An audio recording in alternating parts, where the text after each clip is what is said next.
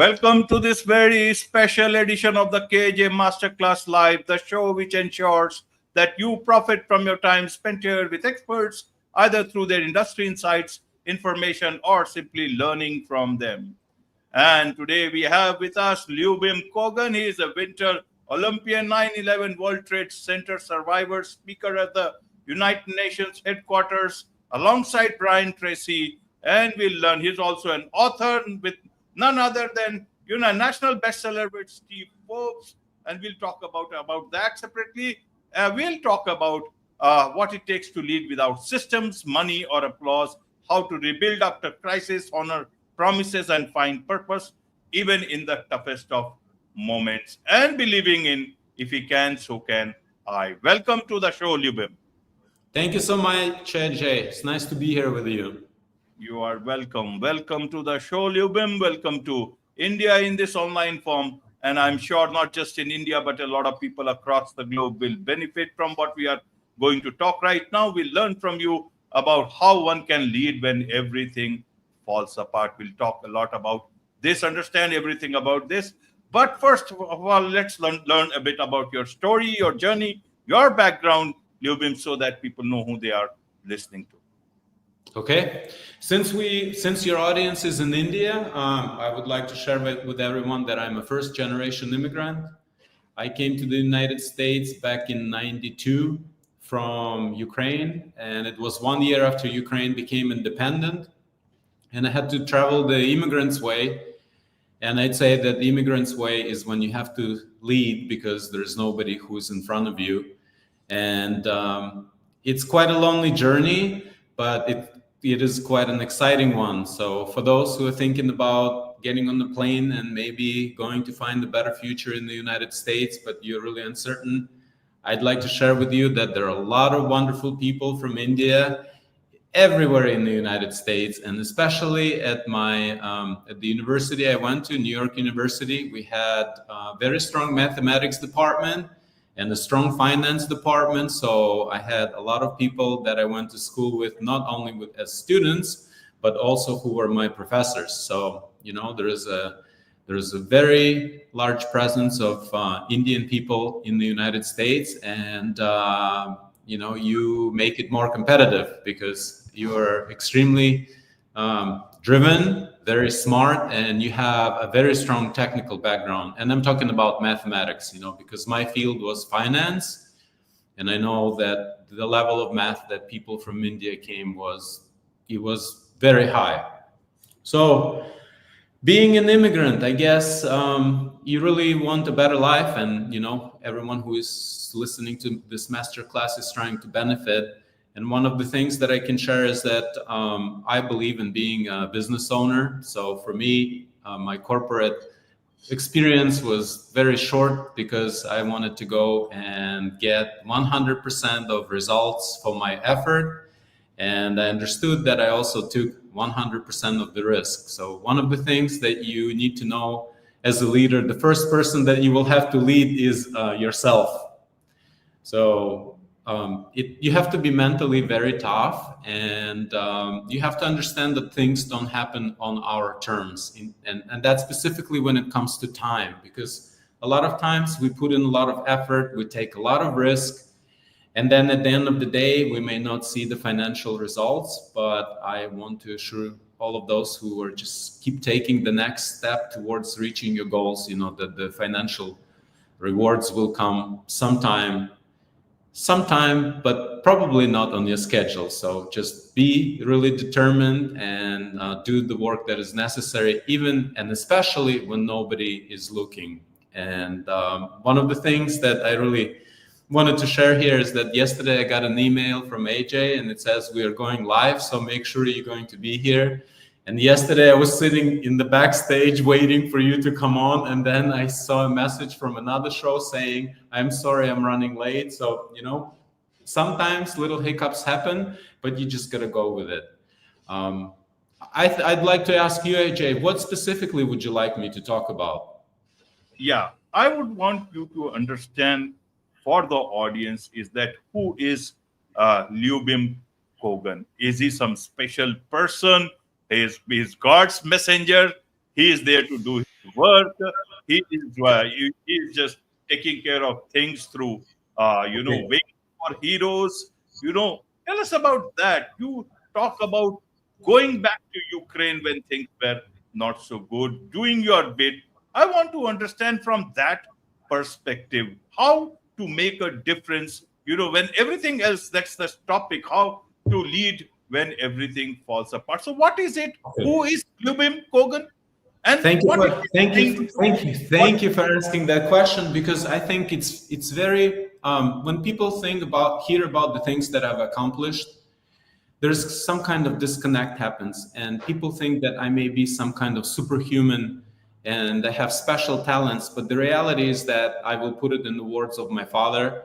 He told me that, Lubim, for a guy with no particular talents, you've done remarkably well. What makes me successful is that I am very clearly aware that I'm not going to be here forever, that even if I live till 100 years old, it's not such a long period of time.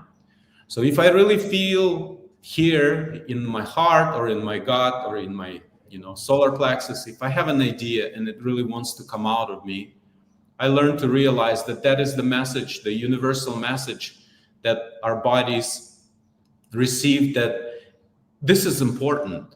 And if I get that message and I really like what I'm doing, then I'm just going to keep going and I'm going to pursue it longer than anybody else. To become successful, you really need to invest the time. So after accomplishing all my goals in the United States, and when you're an immigrant and when you get to co-author a book with somebody like Steve Forbes, or you get an invitation to speak at the United Nations headquarters in New York City, then obviously you have a very clear path. But before then, there were 14 years that nobody saw. Nobody saw the days when, or the years where I didn't take vacations. Nobody saw all the weekends in the office where I allowed myself only 3 or 4 hours on Sunday afternoon to go for a walk in the park. Nobody saw the moments when you're sitting at the end of the year, you've paid all your accountants, you've paid all the attorneys who worked for you, you did all the work, but then at the end of the year, you have really nothing left in your bank account. And that is what it was like starting the business. And finally, after 14 years, I'm blessed to participate with people who I thought, were in a totally different world. It's top of the financial world in the United States. So we're talking about the top in the world. And it was really exciting. And, I really knew that my next step would be monetizing all my hard work. And it so happened that in 2015, I was in Ukraine, and that's when the war started with Russia annexing Crimea in 2014. And in 2015, I got hired to do an internal audit for a nationwide infrastructure company. And I thought it would be just a few months of work. And when I presented my findings, then the management, or the owners, asked me if I can stay, because they knew that they will have to get rid of their top management. And when I got there, the situation in the company was really tense. A lot of things have changed. When a war starts, everything changes. So there was practically no certainty, and nobody had any experience on how to deal with the situation. And just a few years ago, I was fortunate to lead my clients through the financial crisis in the United States, and none of my clients' accounts lost money. So net, they were at zero or positive, all of them. And that was for 2007, 2008, it was a big deal. And I learned how you have to manage people when they're completely, when they're scared. It's a very different situation when you have a lot of people who are motivated and they want to do the work. So they looked at me like they lost hope. And AJ, when you're in a situation like this, it's really hard to say no to people. And I agreed to lead without understanding what I was getting myself into until a few months, or maybe even a year later. That the situation was so difficult and so stressful that by knowing completely what it was, I don't think I would agree. But now, here is the situation when you make a commitment and a lot of people depend on you. I'd say we were walking through a really dark tunnel, and we didn't see the end at all. But imagine if you're going through a tunnel, a dark tunnel, you cannot see anything, and you're the first person. So if you stop, that everybody starts piling on top of you. So basically, I just kept telling myself, we have to make the next step. We have to live through the next day. We have to find the next product, and we have to make the next sale, and we have to concentrate on where the money is, and we have to concentrate on building teams. And I had to teach people, this is how you do the work. This is how it looks when it's done. This is what it means, what the deadline means. That they had no idea what deadlines were. So I spent probably 4 years building teams and teaching people how to do things right. And that was an investment, because after 4 years, I was able to give them the work and know that they know how to do it. And if they don't know, they can come back to it. But if you're a leader and you are in a very tough situation, you have to understand that your personal life, it really comes second. And I know it's a big sacrifice to make. So before getting in that situation, you really need to know that in my case, I had more than 2,000 employees. And it's not a wealthy country. It was the second poorest country in Europe. So when we're talking about the audience in India, people who are trying to make something practically out of nothing, you really need to understand that you're taking a lot of risk. And once you start going, you have to keep going. You will be scared, you will be uncertain, you wouldn't know when to do what to do. But just think about this. What is the next best available step that I can make right now in order to move towards my goals? Don't think about the whole process, because if you think about the whole process, you will get overwhelmed and you will get lost and you will get disappointed. Just one thing. You need to do one thing. And once you've done that thing and it's finished, you will see the next one. So leading in the dark, you have to move forward and you have to take one best available step at that time. And you will know what it is. You will be 100% certain that this one thing will get me closer. It's not number 2, number 5, number 10. It's 1. And once it's completed, then you'll see a totally different picture. And if you keep taking those steps and don't look at the clock, we're all on the clock. Don't look at that clock. You will get there. Just keep on going forward. Absolutely. Absolutely, Lyubim. So tell us about, how did this Wings for Heroes happen? And that too, helping amputees and deaf veterans rediscover purpose through flight. Means there's nothing you have done. Wall Street, writing, Smith, Steve Forbes, Winter Olympian, everything you have done. And now this Wings for Heroes, social work. I don't know whether I should categorize it into social work. You are actually giving wings to so many things. This is like giving new life to a lot of people, new life and hope. Tell us about how did this happen? So I was in Ukraine. I was working. We were at one of our gas stations that was right by the highway. And I saw a guy rolling out in a wheelchair without 2 legs. And he went towards the highway. And I noticed that, I know there is no pathway to walk and forget about being there with the wheelchair. So I noticed that he rolled off and I went on with my work. But then about 15, 20 minutes later, we had a huge thunderstorm that came in. Lightning, strong winds started pouring, it was a huge downpour. And one of the good things when you work for an infrastructure company, you have all kinds of cars that you want. So I called the garage and I said, look, I need a pickup truck here now. And a driver came with the car and we followed, in the direction where that guy rolled. And we found him on the side of the road. He was all splashed, by big trucks, and he was trying to make it for, I don't know where he was going. He could not make anywhere, he was in the middle of the highway. So we put his wheelchair in the car and we put him in the car, and he was in really bad shape.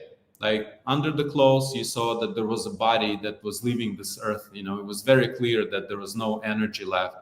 So we drove him where he wanted to go, got him some cigarettes, some food. And I really think that it was the last act of kindness that he saw on this planet. And I'm pretty sure that he died really soon because he was in a bad shape.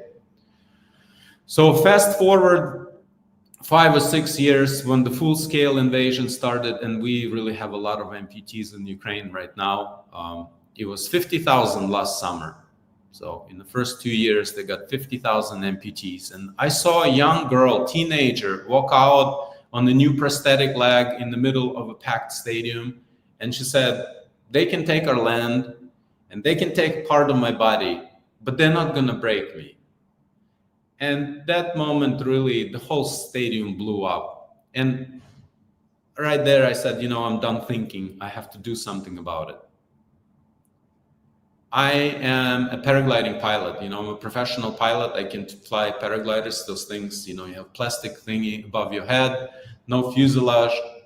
And I remember flying the first time, I forgot everything. I was so scared. I said goodbye to my dad, bye to my brother. And then I stopped myself. I said, stop, Lyubim, don't go there. But when we landed, I was sitting and my hands were shaking like this. I was looking at my hands. My head is clear. I know I'm on the ground. I'm safe. The guy left, but I am like this. And I knew that, I have to learn how to do this sport. And later on, I had this idea. If I take an amputee, somebody who lost arms or legs or whatever, and they're really, psychologically in a bad situation, but I scared them for life, then at least for a moment, they will forget about, that they don't have legs or arms or whatever. And it took 1.5 years to fly our first guy, and it actually works because I bring them here. I run this program in Turkey because we have the sea, we have the mountains, and also from cost point of view, it's really cost efficient if you compare it to the United States. So we brought an amputee 1.5 years, and then I found out that they have needs, physical therapy, psychology. And we just kept adding all these things. So the mission is growing. And I am one guy who's running the show still. I do have a lot of wonderful volunteers. And right now we are in the next stage because we actually brought one of our guys back for 1 month physical therapy rehab. So this mission has no flags except our flag, with the guy who is missing a leg. That's our first passenger. He's on our logo, on all of our logos. And, my goal is to be able to take care of all 50,000. The number 50,000 sounded so huge that I set it as a goal last year. I'm not adjusting it up because we have more people, but, that is my personal goal. And next fall, we're expanding to the United States. We're going to Torrey Pines. It's in San Diego, next to the US. A big naval base is there, so there's a large presence. And basically, it's my legacy. AJ, I've done all the things that I wanted to do. And this is not about me. It's a lot bigger than me or any wonderful volunteers that we have. And it's taking care of people who said, look, I'm going to go out there and I'm going to risk my life so Lyubim and AJ can have this conversation. So there is no war and we don't have to be in a shelter. And they're the bravest people that we have on this planet. They didn't have to do it, but they did.